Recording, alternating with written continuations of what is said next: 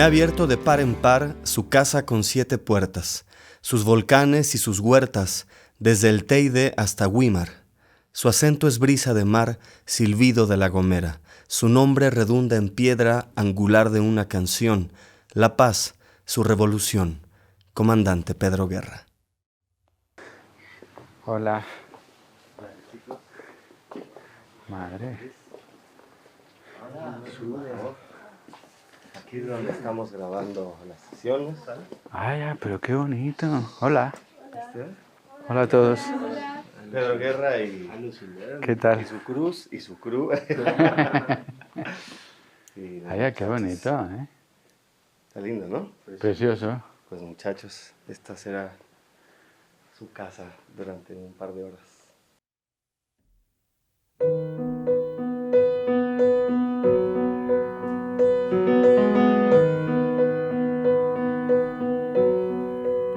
$5,000 y aún estoy por tus huesos, abrazado a tus huesos, respirando tu olor. 5,000 años y aún me saben tus besos, al sabor de los besos que se dan con sabor. Nos protegió la primavera con una sábana de flores, y en el otoño de hojas secas melancolía en los colores. Melancolía, 5,000 años, y no pudo ni el tiempo a través de los tiempos eludir la pasión, y nos encontrarán y sabrán que alguien te amó. El devenir será testigo de cómo al hilo del amor viví una eternidad, y nos encontrarán y sabrán que alguien te amó. El devenir será testigo de cómo al hilo del amor viví una eternidad contigo.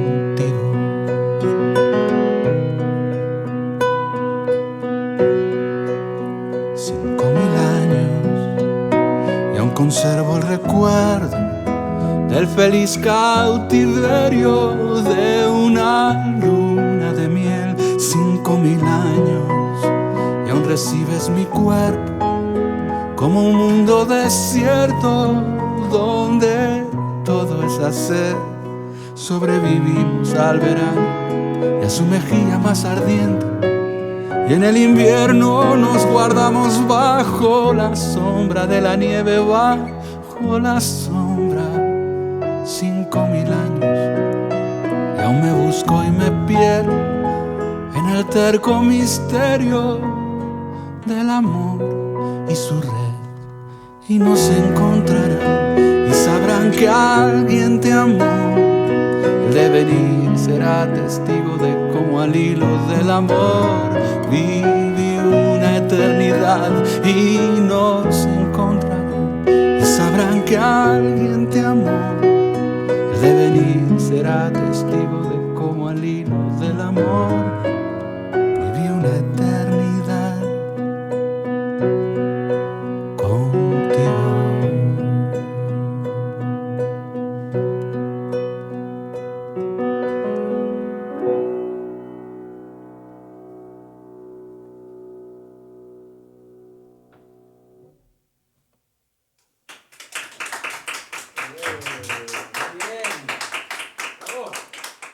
Gracias. Pues hoy me he puesto de carácter, porque como dije en la 10ª hace rato, el comandante Pedro Guerra, que ha liderado a esta generación a la que él pertenece y después a las que hemos pertenecido los posteriores cantautores, ha sido de verdad un ejemplo a seguir, y agradezco que hoy estés sentado aquí con nosotros en las sesiones Trova Fest. Bienvenido, Pedro Guerra. Muchas gracias, Edgar. Quiero que empecemos a hablar. Te han hecho tantas entrevistas seguramente sobre lo mismo, pero sí quisiera que empecemos a hablar sobre los orígenes en Canarias, porque contrario, no sé tú cómo lo veas, pero contrario a lo que yo he visto en otras islas, pasa que Canarias lejos de estar completamente aislado, es un lugar más bien donde convergen muchísimas cosas y hay una cantidad de información y de influencias muy grandes, ¿no? O sea, ¿cómo se vive eso en Canarias? A ver, el aislamiento lo hay, ¿no? Porque todas las islas, bueno, hoy en día ya no, porque con las redes sociales, con internet, pues ya llega todo a todas partes, pero cuando yo era pequeño, pues en Canarias las cosas llegaban de aquella manera. Lo que yo creo que tiene Canarias es su posición, ¿no? El lugar en el que está, el enclave geográfico de Canarias. O sea, Canarias está a 90 kilómetros de la costa de África, Marruecos. Canarias pertenece a España y por lo tanto a Europa. Pero Canarias hubo olas de migración muy grandes, de gente que vino a América Latina, venían a Cuba, a Venezuela, Uruguay, Montevideo, fundado por canarios, muchas ciudades, incluso alguna ciudad en los Estados Unidos, San Antonio de Texas, fundado por canarios, había canarios. Entonces esos canarios que fueron y volvieron, yo creo que trajeron una información, ¿no? Que no llegaba por internet, pero que en aquella época llegaba, la gente iba a buscarla y la traía. Entonces eso hace que Canarias sea un lugar mestizo, un mestizaje cultural muy potente, una influencia africana, una influencia europea, una influencia americana, y eso hace que aparte que la gente que vive en las islas pues es gente abierta, ¿no? Vives en un sitio cerrado pero tienes muchas ansias de conocer lo que pasa más allá del mar. Entonces creo que todo esto da claves importantes. Había entonces, y yo siento eso, aunque son islas pequeñas algunas y con una población en general muy pequeña, hay una identidad muy marcada y muy distinta a lo peninsular, ¿no? Y yo creo que también eso hizo o provocó una búsqueda no solamente de las personas, sino de los músicos, ¿no? Esa búsqueda de la identidad propia de tantas cosas que venían de América Latina, de las cosas que venían de África, de las cosas que obligadamente venían de Europa. Y en ese proceso se formó el taller canario o ¿cuál fue la intención primaria, digamos, de ese taller canario de unir personas, poetas, compositores? Yo creo que el taller canario se forma por casualidad y un poco también por la necesidad de una época, ¿no?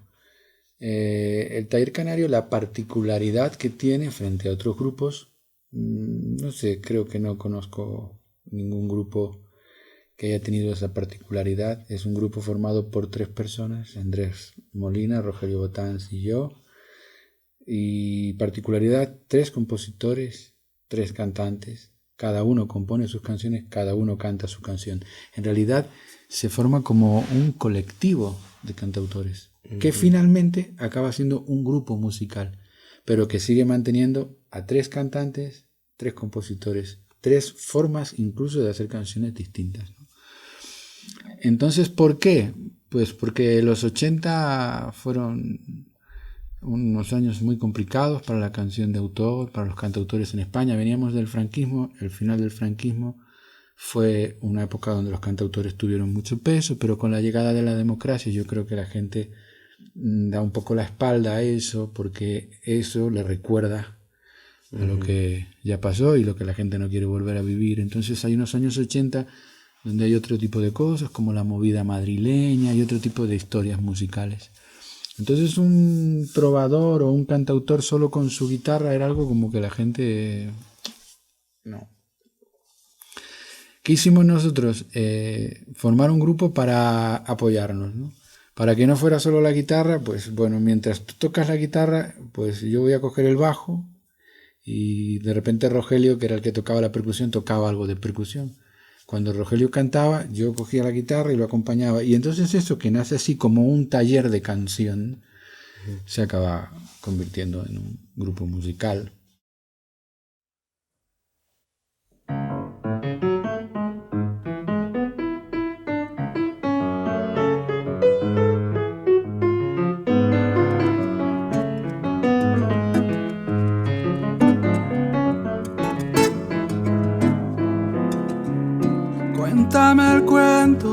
árbol dátil de los desiertos, de las mezquitas de tus abuelos. Dame los ritmos de la darbucas y los secretos que hay en los libros que yo no leo. Contamíname, pero no con el humo que asfixia al aire. Ven, pero es con tus ojos y con tus bailes. Ven, pero no con la rabia y los malos sueños. Ven, pero es con los labios que anuncian besos.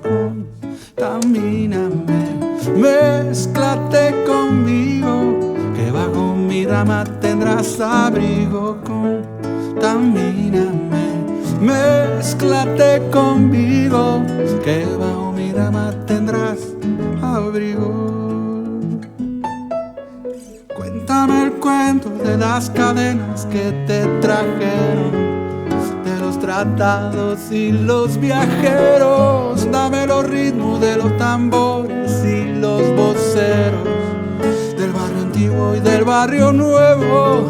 Contamíname, pero no con el humo que asfixia al aire. Ven, pero sí con tus ojos y con tus bailes. Ven, pero no con la rabia y los malos sueños. Ven, pero sí con los labios que anuncian besos. Contamíname, mézclate conmigo, que bajo mi rama tendrás abrigo. Contamíname, mézclate conmigo, que bajo mi rama tendrás abrigo.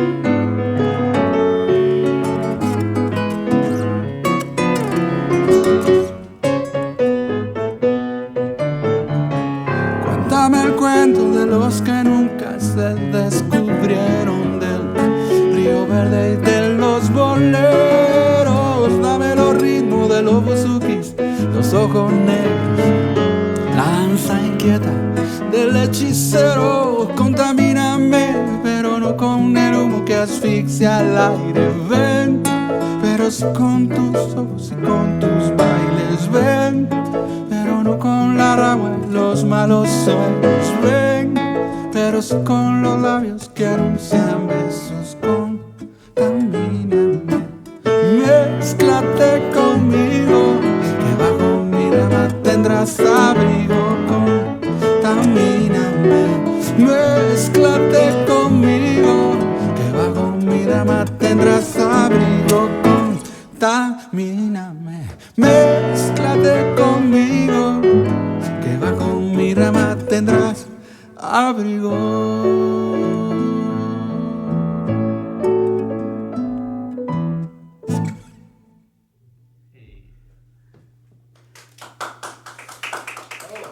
Un día dijiste, quiero irme a Madrid para ver qué pasa, o te invitaron y te dijeron, deberías de venir a Madrid porque aquí están pasando cosas. ¿Por qué surgió la pulsión de ir para allá? Lo primero es que yo sentí que se había cumplido una etapa, ¿no? A ver, también esto coincide con principios de los 90. Al principio de los 90 hubo una crisis no tan fuerte como esta del 2008 a nivel mundial, pero hubo una crisis ya importante. Nosotros vivíamos del taller canario, pero la crisis hizo que ya el trabajo no diera para vivir. Entonces empezamos a hacer cosas en solitario. Teníamos nuestros conciertos con el taller canario, pero empezamos a hacer conciertos en solitario.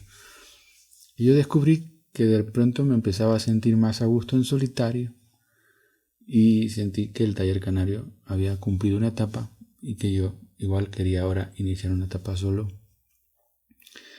Entonces dije, bueno, ahora que estoy solo, pensé, puedo ir a Madrid e intentarlo desde allí. Tampoco es un salto al vacío, porque con Taller Canario ya hemos grabado con Aute, hemos grabado con Sabina.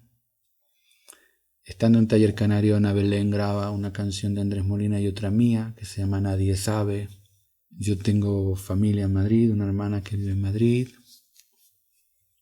que en aquel momento se hace pareja de Luis Pastor. Entonces yo ya tengo casa, voy a casa de mi hermana y tengo algunos contactos. Ujú. Puedo cantar en el Libertad 8, por ejemplo, que es el lugar donde yo empecé.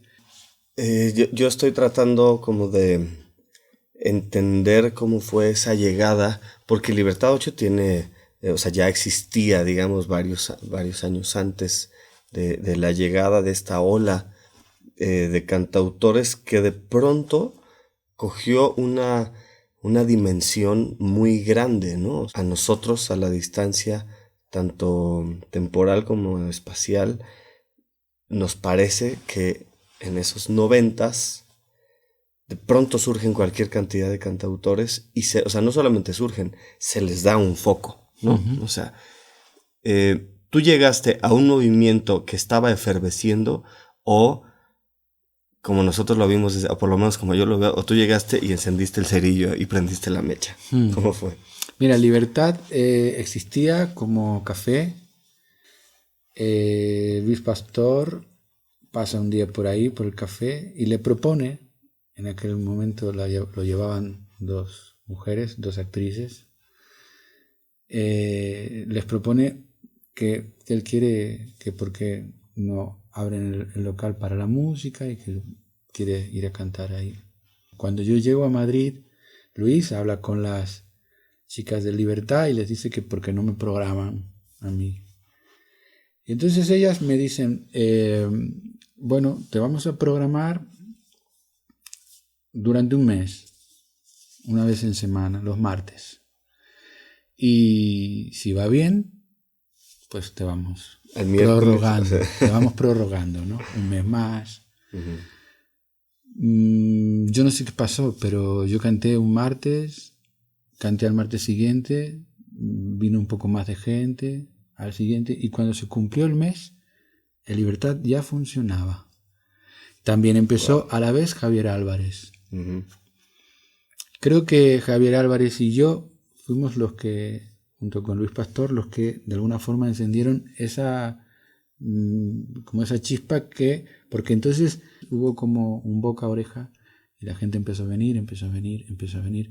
Pero bueno, ahí empieza a Javier Álvarez igual, lo llenaba el Libertad 8, ahí empiezan a venir las compañías discográficas y empiezan a sentir, aquí está pasando algo, si esto que es micro lo intentamos dimensionar, y ahí es que yo grabo mi primer disco, Javier Álvarez graba su primer disco, nos empieza a ir muy bien, y de ahí pues detrás pues van viniendo todos, o sea, viene Tonchu, canta en el Libertad 8 también, más tarde Ismael Serrano, cuando Jorge Drexler llegó a España empezó a cantar en el Libertad 8, Rosana Arbelo cantó en el Libertad 8, Edgar Oceransky canta en el Libertad 8, quiere decir que se convierte como en el templo y en la casa de los cantautores en Madrid.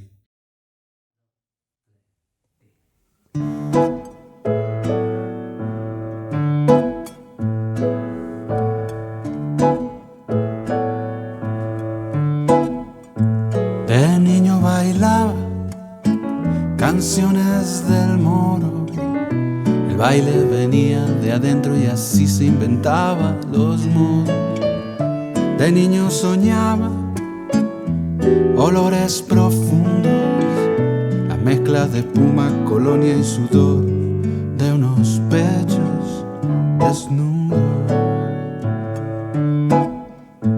Creció con su sueño y un día le dijo: acabo de verte, ya sé que nací para casarme contigo.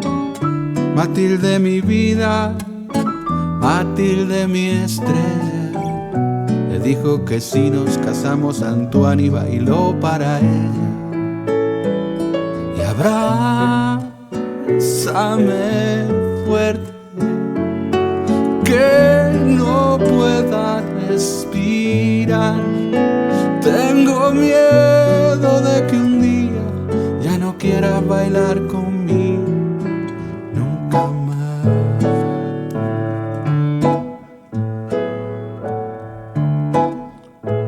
Cariño y ternura, colonias y besos, te tengo, me tienes quisiera morirme agarrado a tus pechos. Y el amor es tan grande, tan sincero y sentido, que un día de lluvia Matilde acabó por tirarse en el río. Y abrázame fuerte, que no pueda respirar. Tengo miedo de que un día ya no quieras bailar conmigo nunca más.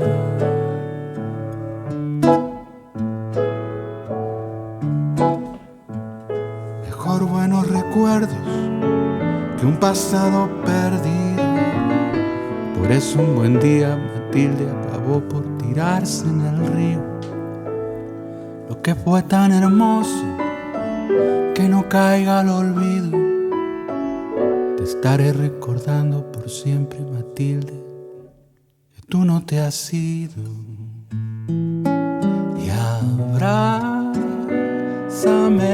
fuerte, que no pueda respirar. Tengo miedo de que un día ya no quiera bailar conmigo. Abrázame fuerte, que no pueda respirar.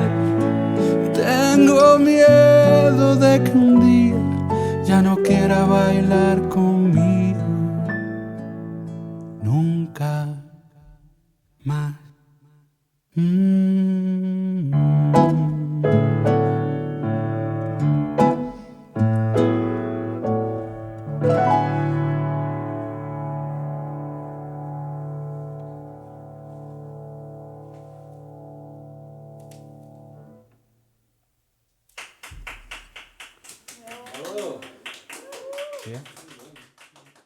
¿Cómo conoces tú a Andrés Correa, que es el invitado que traes a las sesiones Trovafest? ¿Cómo llegaste a él? ¿Cómo llegó su música a ti? ¿Cómo deciden cantar una canción juntos, ¿no?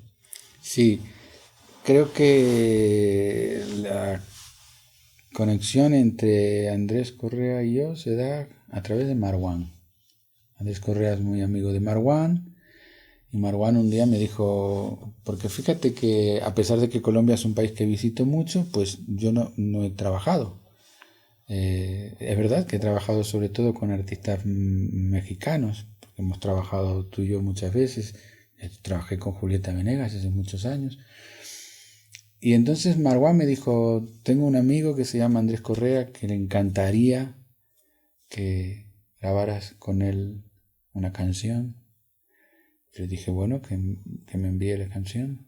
Y cuando yo escuché Aurora, esta canción que cantamos juntos, wow, me pareció una canción espectacular. O sea, esa letra, que es como un poema, esa música, y una conexión muy grande entre lo que hace Andrés y lo que hago yo. Creo que...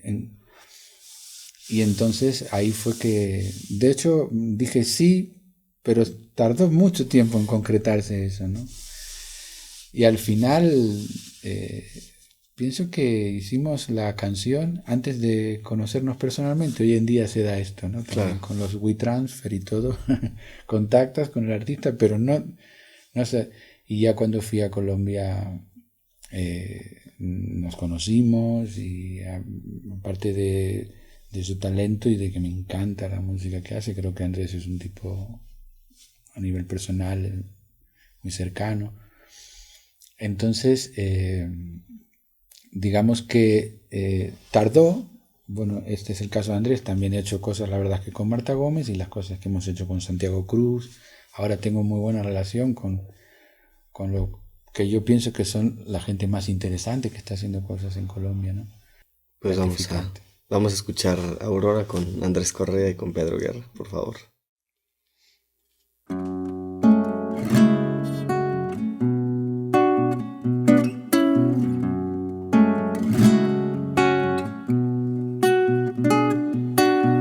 Viento polar, que viajas desde el sur silbando tu canción, pastoreando ballenas cielo que va cambiando de color, invocando tormenta. Nube que te encuentras otra vez la cordillera, lluvia que te entregas a la arena negra, río que arrastras tu pena hacia el mar, el mar. Cuento las horas y llamo a lista los fantasmas. Yo que me olvidé de todo menos de ti. Sigo esperando la aurora.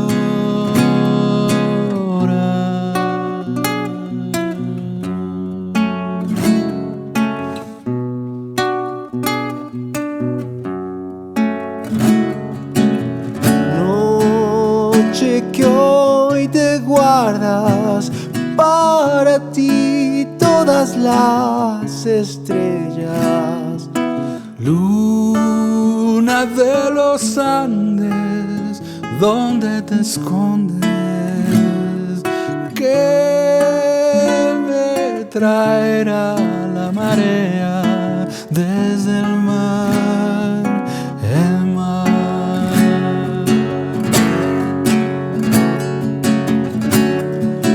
Barro las hojas, me guardo alguna piedra. Yo que me escape de todo menos de mí. Sigo esperando la aurora. Cuento las horas y llamo a lista los fantasmas. Yo que me olvidé de todo menos de ti. Sigo esperando la aurora.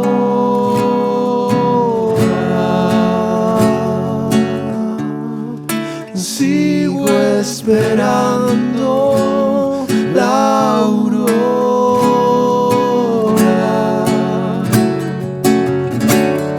Sigo esperando la aurora.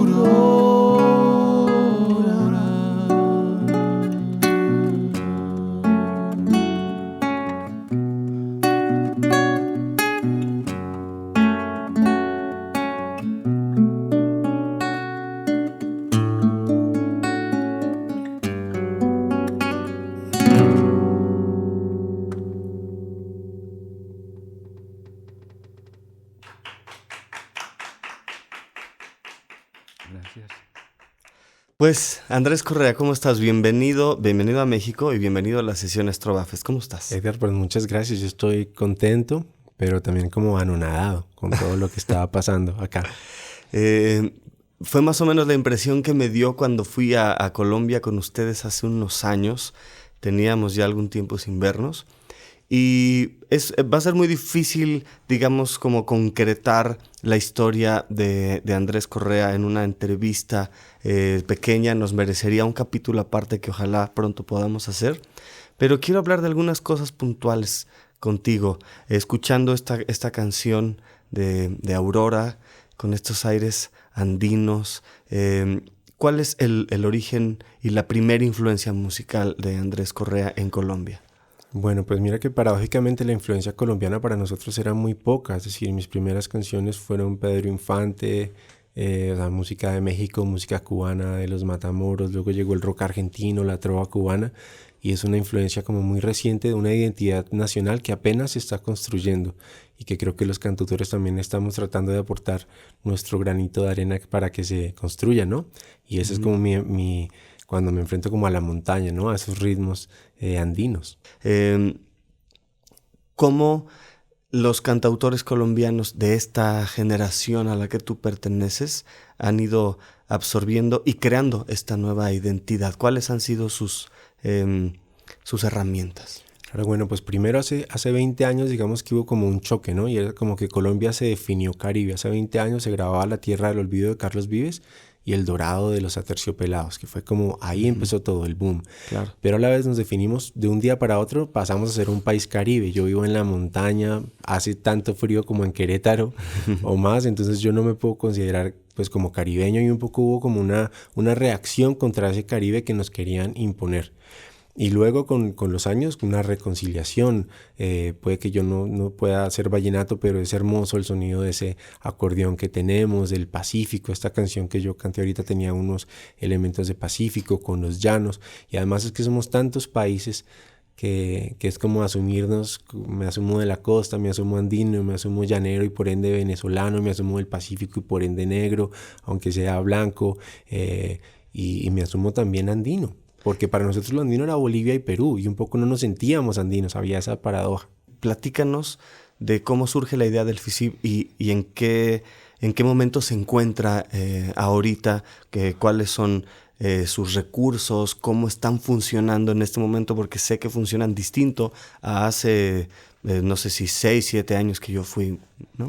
Bueno, pues el festival surge en un momento difícil porque estábamos como en un momento en el que nosotros decimos, bueno, somos cantautores, pero pues ya no nos consideramos tan cercanos ahora a Silvio Rodríguez o no sé, a esa onda de lo que la gente pensaba que eran los cantautores. Entonces había como una gran necesidad de traer cantautores, de explicarle a las personas, oigan, miren, los cantautores continúan naciendo y la música de cantautor sigue evolucionando. Entonces era la necesidad de traer a los músicos de Argentina, de Perú y nosotros mismos de conocerlos. Porque era un momento en que realmente Colombia apenas estaba emergiendo en el panorama internacional y la gente no iba.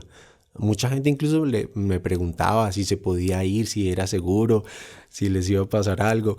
Así que fue como algo de empezar a construir eso. Yo con lo que me quiero quedar de esta entrevista es invitar a la gente que nos esté viendo, que nos esté escuchando, a conocer la otra música colombiana y a conocer Colombia, ¿no? A acercarse y a conocer a su gente. Pues de hecho, pues desde nuestras letras, desde lo que decimos, desde cómo yo puedo contarte a ti que mi país es de montaña, pero también cómo puedo llegar yo a Colombia o Argentina y decir, estuve en Querétaro, y si no sabes qué es Querétaro, yo te voy a contar qué es Querétaro. Siento que somos como mensajeros de algo que está pasando, y también siento una cosa, y es que el próximo boom de la música no va a ser de un país, sino va a ser este que estamos construyendo entre los músicos que estamos viajando y compartiendo. Antes era Cuba, Colombia, Brasil. El próximo siento que se está cocinando en conjunto, y siento que por primera vez en la historia. Claro, creo que estas redes sociales que empezaron en el limbo del internet, si las sabemos utilizar realmente, se han empezado a aterrizar en redes sociales, redes personales que hemos ido tejiendo cada vez con mejores resultados, ¿no? Y el hecho de que hoy estés aquí con nosotros es parte de haber ustedes tendido esa red durante tanto tiempo y con tanta gente que nosotros te agradecemos. Primero el haber ido a Colombia en ese momento, y ahora que tú estés visitándonos en el Trova Fest y en esta sesión. No, pues te lo agradezco yo, y me voy con el corazón lleno de algo muy bonito además. Así que bueno, mil gracias, espero que nos sigamos encontrando en este camino siempre. Seguro, y bienvenido siempre, y un abrazo a todos los hermanos que están por allá. Quiero regresar al momento que llegaste a México por primera vez. Uh-huh. ¿Qué te despertó? Más que en el subconsciente, ¿qué del inconsciente te despertó cuando llegaste la primera vez? ¿Y qué fue lo que te conmovió? Porque yo sí sé que a ti te conmovieron muchas cosas, porque la primera vez que te vi cantar fue en el Péndulo de la Condesa, una vez que pues, nada más y nada menos iba de público, por ejemplo, Miguel Bosé, e iba de público Joaquín Sabina otro día, y el Péndulo era como el Libertad 8 de ese momento en México. Y yo vi a Pedro Guerra muy, muy conmovido y estuviste dando muchas vueltas hacia México. O sea, hubo un clic inmediato. ¿Qué te despertaba a ti? Porque a nosotros nos despertaste muchas cosas, pero a ti, ¿qué te despertó México? Yo creo que es imposible para alguien sensible, es imposible llegar a un país como México y no sufrir un impacto grande. Cuando yo llegué por primera vez, bueno, ya yo había leído algunas cosas sobre Frida Kahlo y Diego Rivera y me encantaba esa pareja, ¿no? Me encantaba el momento en que esa pareja vivió, ¿no? Que era un México, pues, donde, bueno, pues, para empezar, donde los pintores les daban paredes para que pintaran murales enormes. Creo que había una promoción de la cultura y del arte que no sé si alguna vez más se dio tan fuerte en México como en esa época, ¿no? Uh-huh. Donde los artistas tenían espacios de expresión, ¿no? Todo eso a mí me conmovió. Pero entonces ya yo llego a México y no sé, o sea, yo al llegar a México lo primero que encuentras es una diversidad tan grande, un país tan grande, tan potente a nivel cultural.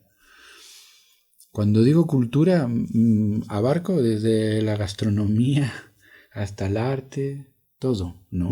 La comida, los olores, ¿no? Yo, por ejemplo, la primera vez que estuve en Oaxaca, un 1 de noviembre, yo recuerdo que yo caminaba y los olores, ¿no? Los colores, el colorido, todas esas cosas, ¿no? Entonces, en ese primer viaje, yo además venía con la intención de ver todos los murales de Diego de Rivera que yo pudiera ver y, por supuesto, la Casa Azul.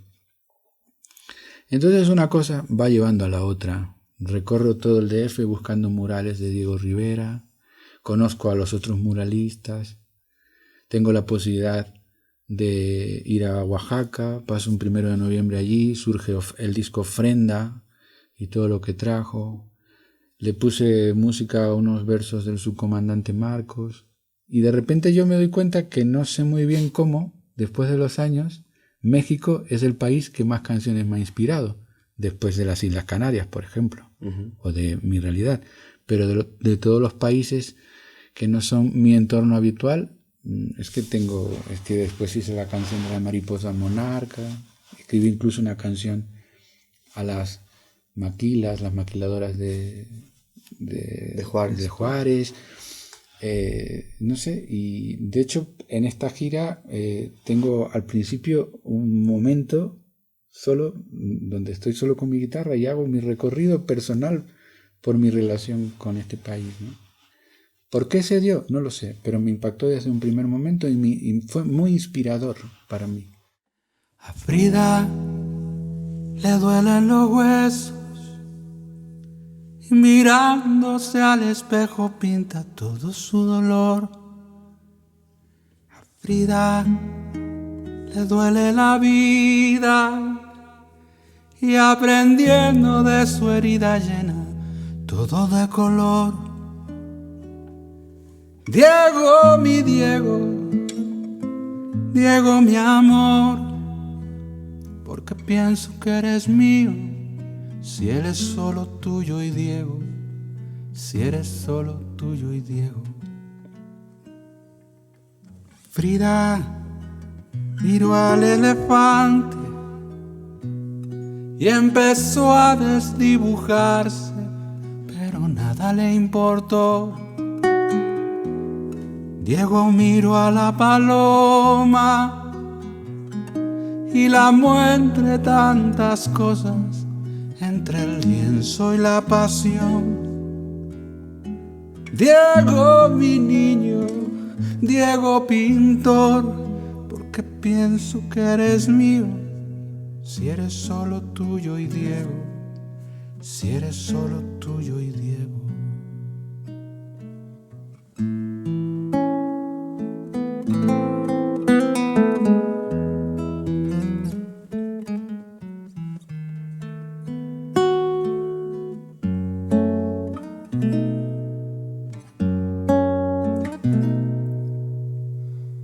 Frida descansa en el lecho y se pinta hasta en el pecho con tal de sobrevivir. Diego, mi amigo, Diego igual yo, porque pienso que eres mío, si eres solo tuyo y Diego, si eres solo tuyo y Diego.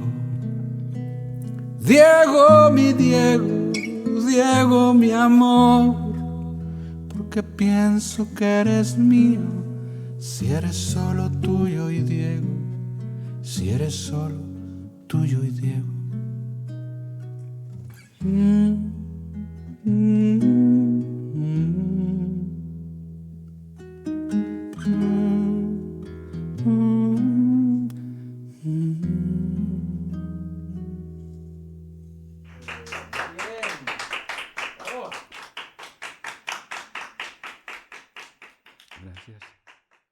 Bueno, yo creo que las cosas aparentemente pasan por casualidad, pero se dan fenómenos que son globales, ¿no? Yo a veces siempre digo de broma, la culpa de todo la tiene Tracy Chapman, ¿no?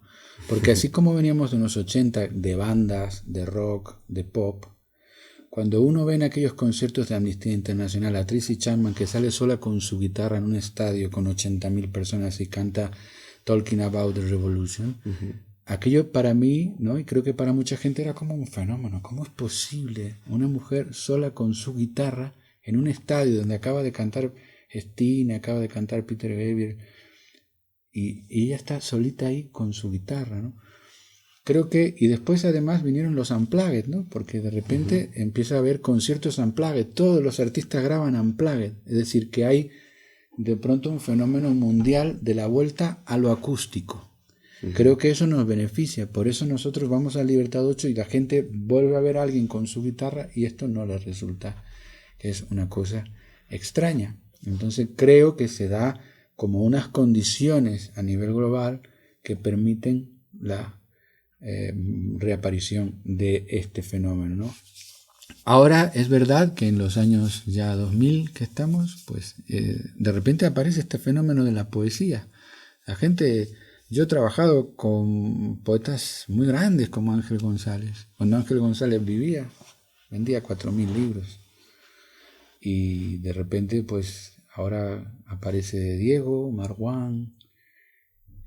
Y no se sabe por qué, pero ellos se paran en un escenario, recitan sus poemas y casi te diría que son más conocidos como poetas que como trovadores, ¿no? Y son como fenómenos, momentos. Ahora está este momento para la poesía. La gente muy joven lee la poesía de estos autores y se engancha con este fenómeno, ¿no? Son como oleadas también, es verdad, ¿no? Como oleadas.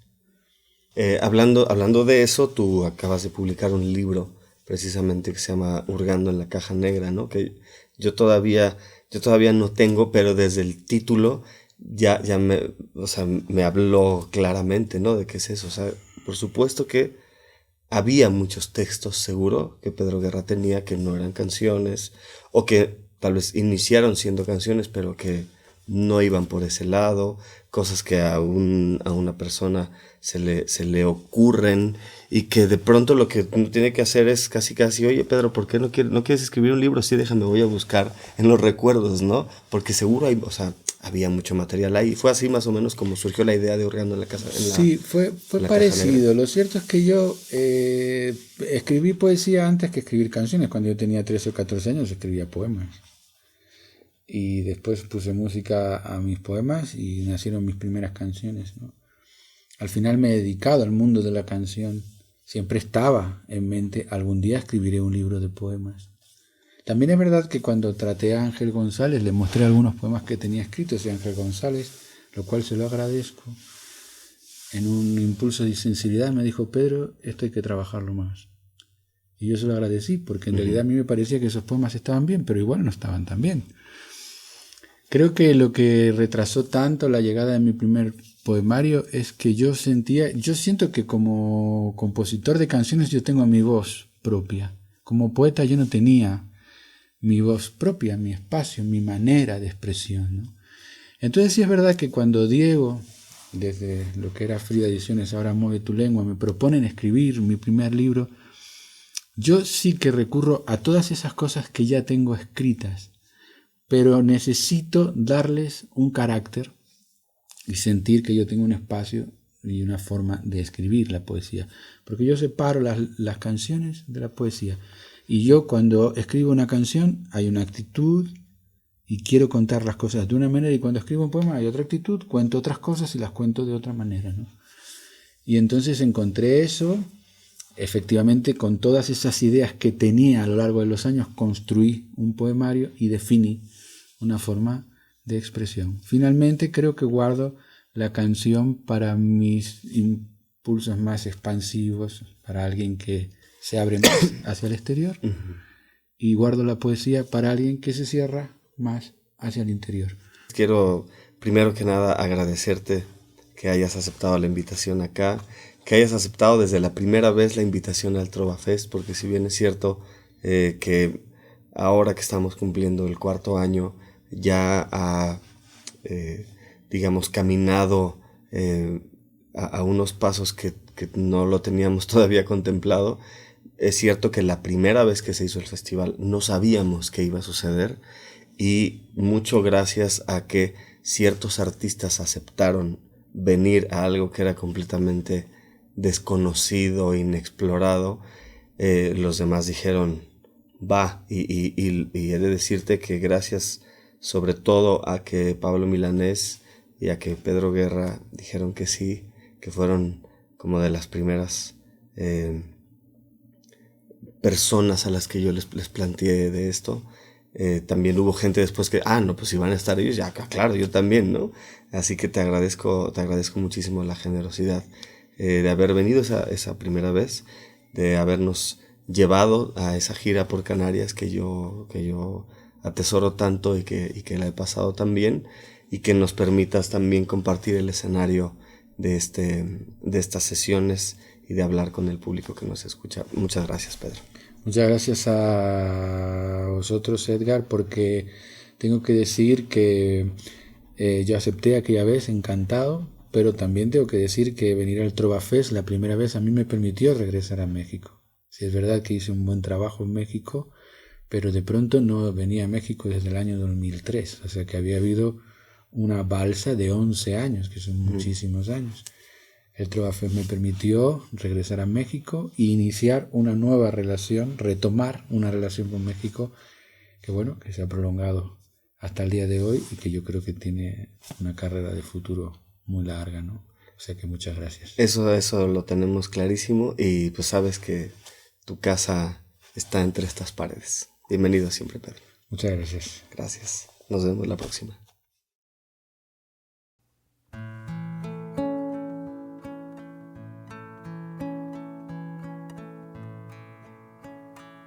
Te seguiré hasta el final, te buscaré en todas partes, bajo la luz y la sombra, en los dibujos del aire.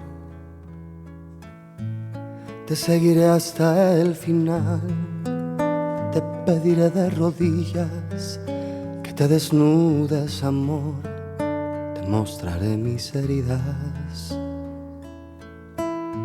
Y con las luces del alba, antes que tú te despiertes, si harás ceniza al deseo, me marcharé para siempre. Te seguiré hasta el final, entre los musgos del bosque, te pediré tantas veces que hagamos nuestra la noche. Te seguiré hasta el final, con el tesón del acero, te buscaré por la lluvia para mojarme en tu beso. Y con las luces del alba, antes que tú te despiertes, se hará ceniza el deseo, me marcharé para siempre. Y cuando todo se acabe y se hagan polvo las hadas, no habré sabido por qué me he vuelto loco por nada. Te seguiré hasta el final, por la escalera del viento, para rogarte por Dios que me haga sitio en tus besos. Y con las luces del alba, antes que tú te despiertes, se hará ceniza el deseo, me marcharé para siempre. Y cuando todo se acabe y se hagan polvo las hadas, no habré sabido por qué me he vuelto loco por nada. Y con las luces del alba, antes que tú te despiertes, se hará ceniza el deseo, me marcharé para siempre. Y cuando todo se acabe y se hagan polvo las hadas, no habré sabido por qué me he vuelto loco por nada.